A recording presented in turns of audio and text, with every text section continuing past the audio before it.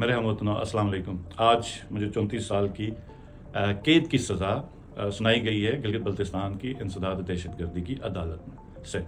اور یہ وجہ کیا ہے وہ میں آپ کو ایک دفعہ پھر ریپیٹ کروں گا اور اپنے ارادے کا دوبارہ اعلان کروں گا کہ جب میری ڈسکوالیفیکیشن ہوئی 4 جولائی کو، تو 5 جولائی کو پی ٹی آئی کے تمام ایم ایل ایز اپنا کینڈیڈیٹ چن کے اسمبلی میں گئے تاکہ اپنا چیف منسٹر گلگت بلتستان کا چنے، اور یہ پی ٹی آئی کا حق تھا کیونکہ ہمارے 22 ایم ایل ایز تھے 33 کی اسمبلی میں 2/3 میجورٹی کے ساتھ ہوں گے۔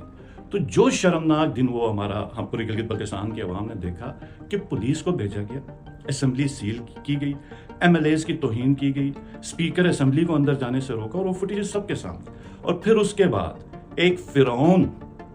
آپ کو پتہ ہی ہوگا یہ فرعون کون ہے، یہ فرعون ہمارے ایم ایل ایز کو پی ٹی آئی کے ان کو بلا کے کہتا ہے کہ 1 سال تک بھی اسمبلی بند کرنی پڑے تو ہم بند کریں گے، لیکن ہم پی ٹی آئی کا چیف منسٹر نہیں آنے دیں گے، کیونکہ ان کو تکلیف تھی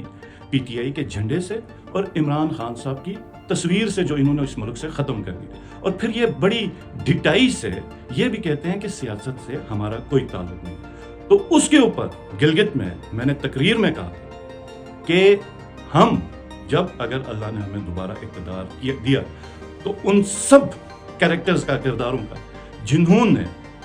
ایم ایل ایز کو ڈیفیکشن پہ مجبور کیا، جنہوں نے اسمبلی، کیونکہ یہ گلگت بلتستان کے عوام کی نمائندہ اسمبلی ہے،